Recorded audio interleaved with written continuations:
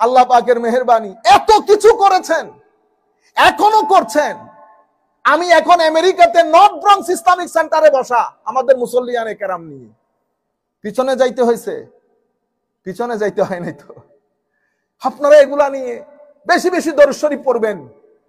যখন এই সমস্ত জিনিসগুলো আপনার মাথার উপর চেপে বসবে, আমি গ্যারান্টির সাথে আল্লাহর কসম করে আপনাদেরকে বলছি, ঘরের মধ্যে বসে আল্লাহর দরবারে হাত তুলে বলবেন, আল্লাহ হযরতে আয়েশা সিদ্দিকা রাদিয়াল্লাহু তাআলা আনহা যেভাবে বলেছে আমিও সেভাবে বলতেছি, রব্বি ইন্নী মাগলুবুন ফান্তাসির, আল্লাহ আমি হেরে যাচ্ছি, আপনি আমাকে সাহায্য করেন। হ্যাঁ, আমার নবীর 13 বছরের মক্কার জিন্দেগি দেখেন, কি হয় নাই আমার নবীর উপর। আপনি এই যে দুঃখ, এগুলো রেভলিউশনারি ওয়ার্ক, রিভাইভিং ওয়ার্ক, এগুলো দাওয়াত পড়নেওয়ালা 2 টাকার মোল্লার কোনোদিন বুঝে আসবে না। মানুষের ঘরে ঘরে গিয়ে দাওয়াত পড়নেওয়ালা 3 টাকার মৌলবীর এই রিভাইভিং বুঝে আসবে না, আল্লামা ইকবাল বুঝে আসবে না, আমার নবীর 13 বছরের মক্কার জমিনের কষ্ট বুঝে আসবে না। তারা এগুলার জন্য পয়দাই হয় নাই, তাদেরকে তাদের হালতে ছেড়ে দেন। তারা তো প্রত্যেকদিন উঠবে সকালে, মোবাইল চেক করবে, দাওয়াত করতে আসছে, সবাই মিলে যাবে সেখানে। দাওয়াতের মধ্যে কি হয়? গীবত হয়। দাওয়াতের মধ্যে গীবত হয়। কাজ করে যান, পিছনে ফিরতে হবে না। লফজের মধ্যে, প্রত্যেক শব্দের মধ্যে কনসেন্ট্রেট করেন, শরীয়ত বিরোধী কোনো কিছু আসছে কিনা। বেশি বেশি লেখাপড়া করেন, ইবাদত রিয়াজত করেন, আমার নবীর উপর দরুদ পড়েন, মানুষের জন্য কাজ করেন। আপনার আশেপাশে যারা গরিব গুরাবা আছে তাদেরকে কিভাবে খাওয়াবেন সেটা চিন্তা করেন। আপনারা এই 2-3 টাকার মৌলবী ঘরে ঘরে গিয়ে দাওয়াত পড়নেওয়ালা, আপনারা এগুলা নিয়ে একেবারে ডিমোটিভেটেড হয়ে যাচ্ছেন। ইন্না লিল্লাহি ওয়া ইন্না ইলাইহি রাজিউন। বেটা, এটা তারা বুঝবে কি কথা? তারা তো সকালে উঠবে, মোবাইল চেক করবে, আজকে কোথায় কোথায় দাওয়াত আছে, একজন আরেকজনকে ফোন দিবে, সেই দাওয়াতের মধ্যে যাবে, 2 মিনিট পড়বে, 3 মিনিট বিস্কিট দিয়ে চা খাবে, বিসমিল্লাহ করে টাকা পয়সা নিয়ে ঘরে চলে যাবে। এটা হচ্ছে তাদের ইসলামী খিদমত। আমাদের সম্মানিত উলামায়ে কেরাম যারা মাঠে ময়দানে কাজ করছেন, তাদেরকে আমি যেটা বলবো সেটা হচ্ছে, এই রাস্তাটা সহজ রাস্তা না। আমাদের এখানে আমরা যখন মাঠে ময়দানে কাজ করি তো 3 ক্যাটাগরির লোক থাকে, মানে 3টা মাইন্ডসেট। আপনারা এটা বোঝার চেষ্টা করবেন। একটা মাইন্ডসেট হচ্ছে এফরাতের লোক, যারা এফরাত করে, মানে আপনার প্রয়োজন 1/2 লিটার পানি, আমি ধরেন এটার মধ্যে 1/2 লিটার লাগতে পারবো। এরা কি করে? এরা ডালতে ডালতে ডালতে 1 লিটার বানাই দেয়। তো 1 লিটার, এটা 1/2 লিটারের মধ্যে তো আমি 1 লিটার রাখতে পারবো না, তাহলে 1/2 লিটার ঢুকবে, বাকি 1/2 লিটার বের হয়ে যাবে। এরা হচ্ছে এফরাতের কনসেপ্টের লোক। এদেরকে বলছে জিয়ারত করতে। এরা জিয়ারতের নাম দিয়ে সব ধরনের কাজ করে, বেশি মহব্বত। কি মহব্বত? বেশি। এমন এমন কিছু তারা ঢুকিয়ে দিয়েছে, এটার মাধ্যমে ধর্মের মধ্যে গুলুফ, সীমা লঙ্ঘন, এগুলা ধর্মের ভিতরে ঢুকে যায়। মানে যা আমার নবী বলেন নাই, ধর্মের মধ্যে নাই, সেই সমস্ত জিনিসগুলো কি হয়ে যায়? ধর্মের ভিতরে ঢুকে যায়। নবীদেরকে সম্মান করব, কিন্তু খ্রিস্টানরা সম্মান করতে করতে ঈসা আলাইহিস সালামকে আল্লাহর ছেলে বানিয়ে ফেলছে, পার্ট অফ গড। তাহলে এটা কি হয়েছে? এফরাত, মানে ঢালতে বলেছে 1/2 লিটার, ঢেলে দিয়েছে ফুল লিটার। এটা একটা ক্যাটাগরি সমাজের মধ্যে, সংখ্যায় অনেক বেশি। এটার রিয়াকশন হচ্ছে তফরিত। এ যেহেতু 1 লিটার দিয়েছে, ও দেখছে না এখানে তো 1/2 লিটার, সে বলতেছে না 1/2 লিটারও ডালবো না, 1 পাওয়া ডালছে। বেশি কেয়ারফুল। এরা কি করছে? এদেরকে রদ করার জন্য জিয়ারতটাকে পূজা বলে দিয়েছে, মাজার পূজা। আপনারা বুঝতে পেরেছেন? খ্রিস্টানরা যেহেতু ঈসা আলাইহিস সালামকে আল্লাহর ছেলে বলেছে, ইহুদিরা নবীদেরকে আমাদের মতো বলে হত্যা করেছে। রিঅ্যাকশন দেখছেন একটা সোসাইটির মধ্যে। আচ্ছা, এটা মাইন্ডসেট। তাইলে আমি সম্মানিত উলামায়ে কেরামকে বলবো, আমরা যখন মাঠে ময়দানে কাজ করি, আপনারা স্টেজে যাদেরকে নিয়ে কাজ করেন আপনার এলাকার মধ্যে, এখানে কেউ এফরাতের সাথে জড়িত, কেউ তফরিতের সাথে জড়িত। মাঝখানেরটা হচ্ছে ইতিদাল। ইতিদাল মানে মধ্যম পন্থা অবলম্বন করা, ব্যালেন্স নিয়ে চলা। যখন আপনি ব্যালেন্স নিয়ে চলবেন, কতক্ষণ আপনাকে ঠোকর মারবে এফরাতওয়ালারা, কতক্ষণ আপনাকে ঠোকর মারবে তফরিতওয়ালারা। এফরাতওয়ালাদের কাছে আপনি হচ্ছেন ইহুদি দালাল, আপনি কিসের দালাল, এগুলো আপনাদেরকে শুনতে হবে। আপনারা মন খারাপ করতেছেন, অনেক ধরনের কথাবার্তা লিখেছেন, আমার কথাগুলো মিলতেছে কিনা দেখেন। আপনি যখন ব্যালেন্স নিয়ে চলতে চাইবেন, শুধু জিয়ারতটা তুলে ধরবেন, শুধু তাসাউফ তুলে ধরবেন, শুধু তরিকত তুলে ধরবেন, ইশকে রাসূল সাল্লাল্লাহু আলাইহি ওয়াসাল্লামের নাম নিয়ে, আল্লাহ রাসূলের মুহাব্বতের নাম নিয়ে আমাদের বিভিন্ন জায়গা থেকে নাত খারা এসে আপনাদেরকে ব্যস্তে ঢুকাই দেয় না।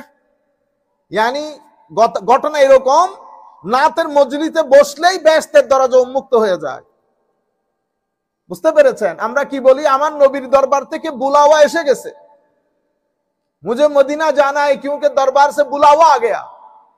তো এখন টাউট বাটপার সবাই পৌঁছে নাই, সরকারি নিচের কর্মকর্তা, উর্বরের কর্মকর্তা, মাসকানের কর্মকর্তা, যারা 2 এর 4 বানায়, 4 এর 10 বানায়, সবাই জানে।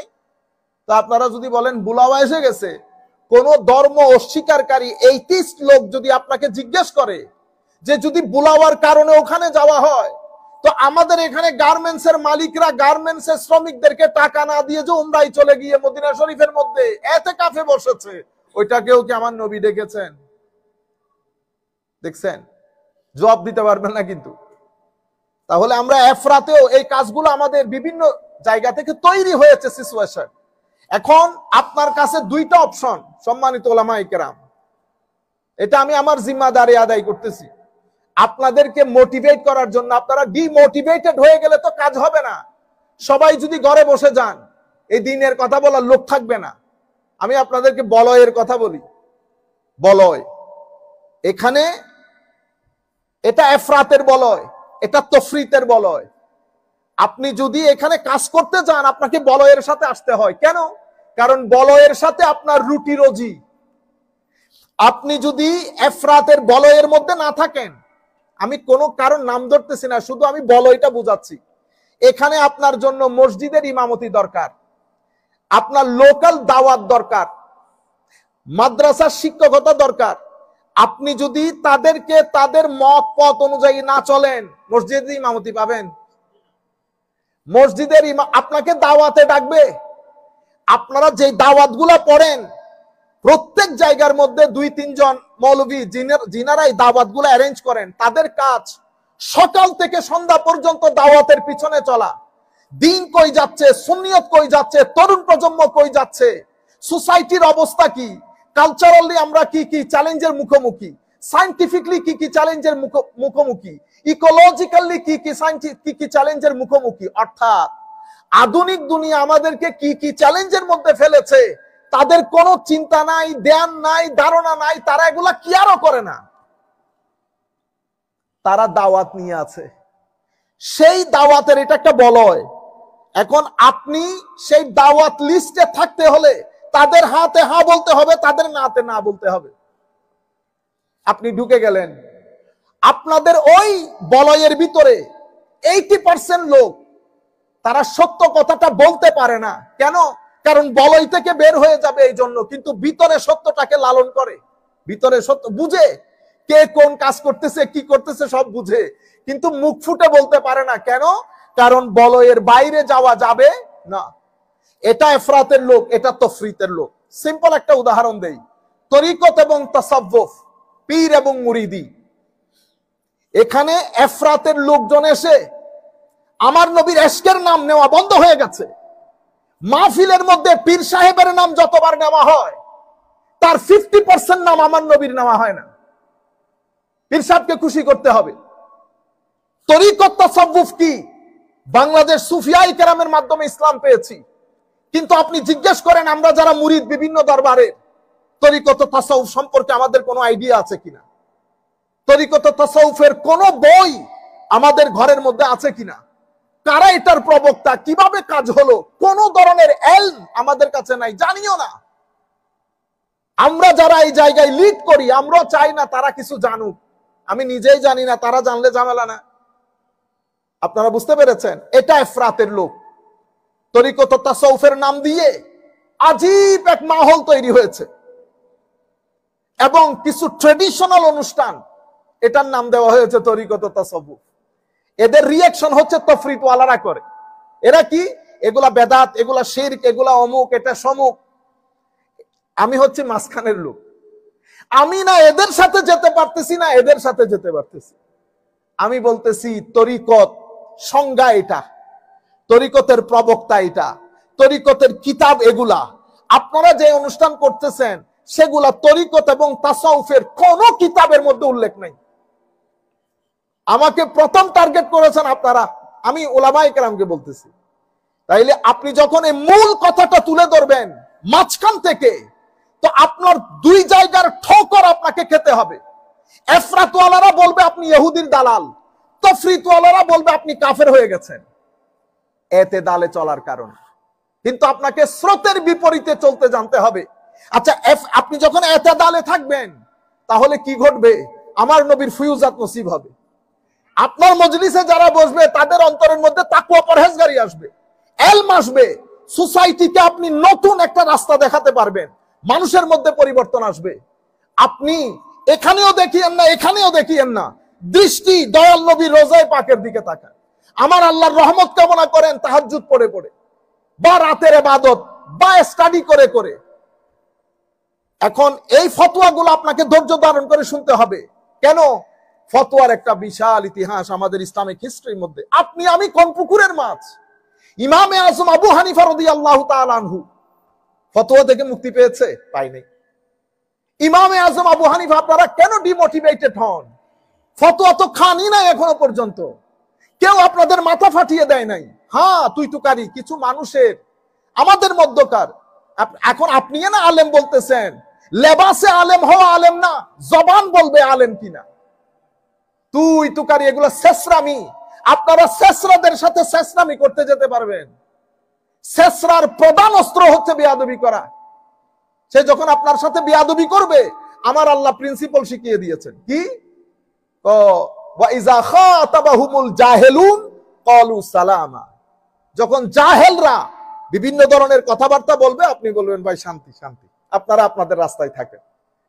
এই কারণে ইমামে আজম আবু হানিফার ইন্তেকাল হয়েছে জেলের মধ্যে। এগুলো আপনাদের পড়া দরকার, জানা দরকার। ফতোয়া যারা দিয়েছেন কোন কাফের মুশরিক দেয় নাই, তখনকার যুগের মৌলবীরা দিয়েছেন। মারা গেছে কোথায়? ইমামে আজমের ইন্তেকাল জেলের মধ্যে হয়েছে। আজকে আমরা ইমামে আজম বলছি, কিন্তু রাত দিন ঘুমাইতে পারে নাই ফতোয়ার বারিশ, ফতোয়ার বৃষ্টির কারণে, জুলমের কারণে। ইমাম মালিক রহমতুল্লাহি আলাইহি, জানেন না আপনারা? উলামায়ে কেরামকে জিজ্ঞেস করে দেখেন, মসজিদে নববীর মধ্যে ঢুকতে দেয় না ইমাম মালিককে। একদিন দুই দিন পাগল করে রেখে দিয়েছে। ফতোয়া দিয়েছে এই মৌলবীরা, মুখে কালি মেখে মদিনার অলিগলির মধ্যে ঘুরিয়েছে।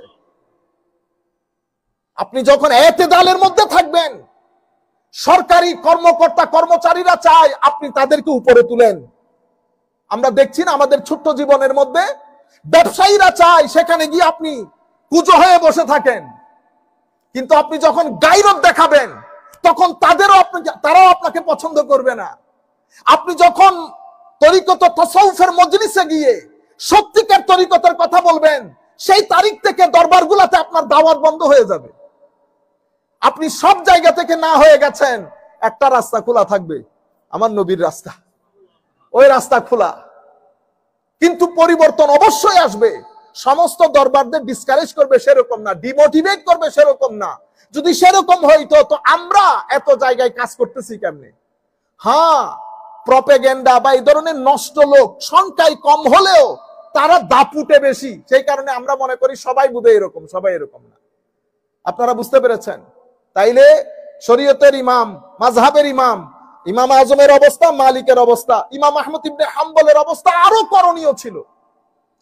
হুজুর ইমাম আহমদ ইবনে হাম্বলকে দর্স দেওয়া বন্ধ করিয়ে দেওয়া হয়েছে, ওই ঘরের মধ্যে গৃহবন্দী করা হয়েছে, পিটানো হয়েছে, 80 দুর্রা লাগানো হয়েছে। আমাদেরকে আপনাদেরকে এখনো বাড়ি খাইতে হয়েছে। বাড়ি তো খান নাই, দাওয়াত কেমনে করবেন? ইমাম আহমদ ইবনে হাম্বল রাদিয়াল্লাহু তাআলা আনহু শেষ পর্যন্ত দুনিয়া থেকে চলে গেছে।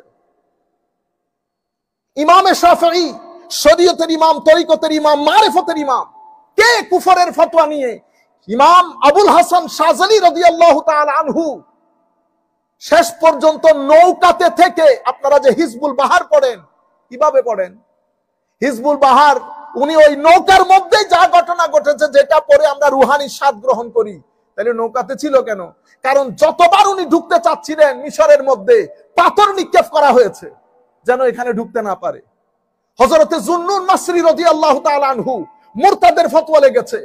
সাহাল তুস্তারি যার কথাবার্তা বাদে আমরা রুহানিয়ত বোঝা যায় না, সেই সাহাল তুস্তারি রাদিয়াল্লাহু তাআলা আনহুকে তুস্তার থেকে বের করে দেওয়া হয়েছে। আপনি আমাকে একজনের নাম বলেন যিনি ফতোয়া থেকে বেঁচে গেছেন। আপনারা 1 মিনিটে ডিমোটিভেটেড, আর কাজ করব না, কেউ এলাকা ছেড়ে এরকম কেন বেটা? আমাদের দিকে তাকান, আমরা তো কোনো খাতার মধ্যেও আমাদের নাম আসতে পারবে না, আমরা এত নগণ্য। আল্লাহ পাকের মেহেরবানি, এত কিছু করেছেন, এখনো করছেন। আমি এখন আমেরিকাতে নর্থ ব্রঙ্কস ইসলামিক সেন্টারে বসা আমাদের মুসল্লিয়ানে কেরাম নিয়ে। পিছনে যাইতে হয়েছে? পিছনে যাইতে হয় নাই তো। আপনারা এগুলা নিয়ে বেশি বেশি দরুদ শরীফ পড়বেন। যখন এই সমস্ত জিনিসগুলো আপনার মাথার উপর চেপে বসবে, আমি গ্যারান্টির সাথে আল্লাহর কসম করে আপনাদেরকে বলছি, ঘরের মধ্যে বসে আল্লাহর দরবারে হাত তুলে বলবেন, আল্লাহ হযরতে আয়েশা সিদ্দিকা রাদিয়াল্লাহু তাআলা আনহা যেভাবে বলেছে আমিও সেভাবে বলতেছি, রব্বি ইন্নী মাগলুবুন ফান্তাসির, আল্লাহ আমি হেরে যাচ্ছি, আপনি আমাকে সাহায্য করেন। হ্যাঁ, আমার নবীর 13 বছরের মক্কার জিন্দেগি দেখেন, কি হয় নাই আমার নবীর উপর। আপনি এই যে দুঃখ, এগুলো রেভলিউশনারি ওয়ার্ক, রিভাইভিং ওয়ার্ক, এগুলো দাওয়াত পড়নেওয়ালা 2 টাকার মোল্লার কোনোদিন বুঝে আসবে না। মানুষের ঘরে ঘরে গিয়ে দাওয়াত পড়নেওয়ালা 3 টাকার মৌলবীর এই রিভাইভিং বুঝে আসবে না, আল্লামা ইকবাল বুঝে আসবে না, আমার নবীর 13 বছরের মক্কার জমিনের কষ্ট বুঝে আসবে না। তারা এগুলার জন্য পয়দাই হয় নাই, তাদেরকে তাদের হালতে ছেড়ে দেন। তারা তো প্রত্যেকদিন উঠবে সকালে, মোবাইল চেক করবে, দাওয়াত করতে আসছে, সবাই মিলে যাবে সেখানে। দাওয়াতের মধ্যে কি হয়? গীবত হয়। দাওয়াতের মধ্যে গীবত হয়। কাজ করে যান, পিছনে ফিরতে হবে না। লফজের মধ্যে, প্রত্যেক শব্দের মধ্যে কনসেন্ট্রেট করেন, শরীয়ত বিরোধী কোনো কিছু আসছে কিনা। বেশি বেশি লেখাপড়া করেন, ইবাদত রিয়াজত করেন, আমার নবীর উপর দরুদ পড়েন, মানুষের জন্য কাজ করেন। আপনার আশেপাশে যারা গরিব গুরাবা আছে তাদেরকে কিভাবে খাওয়াবেন সেটা চিন্তা করেন। আপনারা এই 2-3 টাকার মৌলবী ঘরে ঘরে গিয়ে দাওয়াত পড়নেওয়ালা, আপনারা এগুলা নিয়ে একেবারে ডিমোটিভেটেড হয়ে যাচ্ছেন। ইন্না লিল্লাহি ওয়া ইন্না ইলাইহি রাজিউন। বেটা, এটা তারা বুঝবে কি কথা? তারা তো সকালে উঠবে, মোবাইল চেক করবে, আজকে কোথায় কোথায় দাওয়াত আছে, একজন আরেকজনকে ফোন দিবে, সেই দাওয়াতের মধ্যে যাবে, 2 মিনিট পড়বে, 3 মিনিট বিস্কিট দিয়ে চা খাবে, বিসমিল্লাহ করে টাকা পয়সা নিয়ে ঘরে চলে যাবে। এটা হচ্ছে তাদের ইসলামী খিদমত। তারা কি বুঝবে 13 বছরের আমার নবীর মক্কার জমিন, মক্কার জীবন, 10 বছরের মাদানী জীবন? তারা কি বুঝবে পুরা কান্ট্রির মধ্যে হচ্ছে কি? বাংলাদেশ, বা আমি যেহেতু বাংলাদেশের লোক, কি হচ্ছে এখানে? সকালে উঠে আমি আমার সোনার বাংলা, আমি তোকে ভালোবাসি, আপনারা করতেছেন না মাদ্রাসার মধ্যে? আপনি আমাদের সেকুলার মাইন্ডসেট, সেকুলার অ্যাটাক, আপনি রবীন্দ্রনাথ ঠাকুর সাহেবকে নবীর মর্যাদা দেওয়ার মুখোমুখি। আপনারা ঘরে বসে বসে দাওয়াত পড়েন আর উলামায়ে কেরামের পিছন বসে থাকেন। আমার নবী কিয়ামতের ময়দানে জিজ্ঞেস করবে। আমি ছেলেদেরকে বলছি, ইতিহাস পড়েন, বাংলাদেশের, আমাদের সাবকন্টিনেন্টের ইতিহাস জানা দরকার। তাহলে আমাদের আক্রমণগুলো বুঝতে পারবেন, চ্যালেঞ্জেস গুলা বুঝতে পারবেন, তরুণ প্রজন্ম চ্যালেঞ্জের মুখোমুখি, বুঝতে পারবেন। আপনি আমাদের বাংলাদেশে ইকবালের নাম নেওয়া বন্ধ হয়ে গেছে। কেন হয়েছে? কোনদিন মাথায় এসেছে? ইকবাল কি শুধু দাওয়াত পড়ার জন্য আর মাহফিলের মধ্যে সালাতুনিয়ার শের পড়ার জন্য ইকবাল? আগামী সোমবারে আমি ইকবালকে চিনাবো ইনশাআল্লাহ। আপনারা আগামী সোমবার আমাদের এই দর্শ হবে শুধুমাত্র আল্লামা ইকবালের উপর। তখন কিছু হলেও আপনাদের ভিতরে জিন্দেগি আসবে। এগুলা সব মুছে দেওয়া হয়েছে, আমাদেরকে দাওয়াতের কাজে লাগিয়ে দিয়েছে। আমরা দাওয়াত করি, দাওয়াতের মধ্যে চাপ হয়, আর কতক্ষণ বলি এই ইহুদির দালাল, এ শিয়া হয়ে গেছে, এই অমুক হয়ে গেছে। এটা ওদের দুর্বল, এরা এর থেকে বের হইতে পারবে না। এটা না করলে ওনারা করবেনটা কি আমাকে বলেন তো? কি কাজ করবেন ওনারা? সুতরাং ডিমোটিভেটেড হয়ে না। আপনার মজলিসে বসবে তরুণ প্রজন্ম, হাহাকার করছে, তৃষ্ণার্ত, তারা পানি দরকার, তাদেরকে পানি সার্ভ করেন। আমার নবী মদিনা শরীফ থেকে খুশি হবে। এই কারণে দেখেন না, এদের নিজেদের চোখের পানি নাই, এদের সবার সিনার জমিন শুকিয়ে গেছে, রুহানিয়ত নাই কোথাও। তরুণ প্রজন্ম মাহফিল থেকে বিমুখ হয়ে গেছে। মাহফিল গুলাকে হাসি মজাকের আসর বানিয়েছি, সেখানে গান গাওয়া হচ্ছে, সেখানে আরো কত কিছু করা হচ্ছে। এলম, রুহানিয়ত, আখলাক, আমার নবীর সবুজ বিপ্লব সবকিছু মজলিস থেকে মুছে গেছে। সেকুলারিজম, কিছুদিন আগে রইসুদ্দিন হত্যা হয়েছে, পেরেছেন আপনারা? কেউ খবর নিয়েছেন? পারবেন না। কেন? দাওয়াত আপনাকে মশগুল করে দিয়েছে। এবং গ্রুপিং গ্রুপিং আমার চেয়ারে বসাইতে হবে, আমাকে কথা বলতে হবে, এগুলার কারণে। সুতরাং আপনারা যদি বেটা এগুলার ভিতরে যান তাহলে তো কাজ করতে পারবেন না। আখেরি আপনারা এই বিষয়গুলা মাথা থেকে সরিয়ে দেন। সমস্ত আলেম কিতাবপত্র পড়েন, দেখবেন কোন সুফি ম্যাক্সিমাম তাকফিরের ফতোয়া থেকে, কুফরের ফতোয়া থেকে। সেই কারণে ইমাম গাজালি রাহমাতুল্লাহি আলাইহি ওয়া নাফা'না বিউলুমিহি ফিদ দারাইন আমিন, ইমাম গাজালির কিতাব ফাইসালুত তাফরিকা বাইনাল ইসলামে ওয়াজ জানাদিকা, এটা একটা উসুলি কিতাব আকীদার। আপনারা এই কিতাবটা পড়বেন। ওখানে উনি শুরুতেই বলছেন, আজীব মাহল, আশআরি মাতুরিদিকে তাকফির করে, মাতুরিদি হাম্বলিকে তাকফির করে। এই তাকফির থেকে আমাদেরকে বের হয়ে আসতে হবে। সেই কারণে মক্কার জমিনে আমার নবী যখন এই ক্ল্যাশিং সিচুয়েশন, মহব্বতের দাওয়াত দিয়েছেন, ইত্তেহাদের দাওয়াত দিয়েছেন, রুহামা উ বাইনাহুম বলেছেন।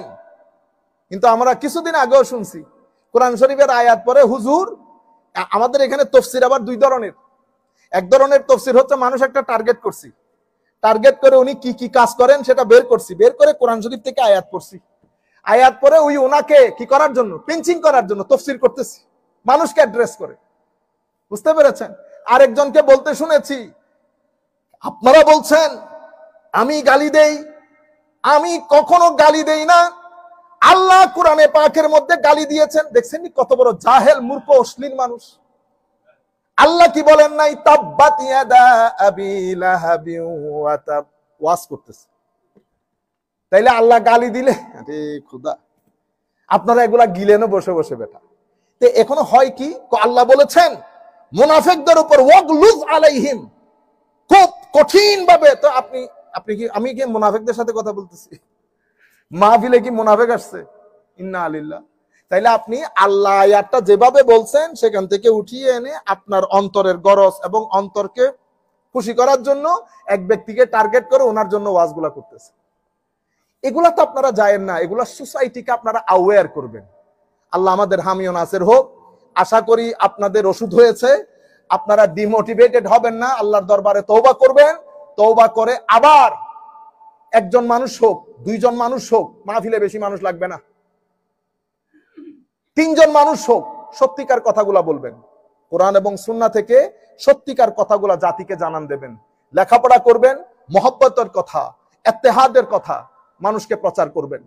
আল্লাহ রাব্বুল আলামিন আমাদের হামি ও নাসির হোক।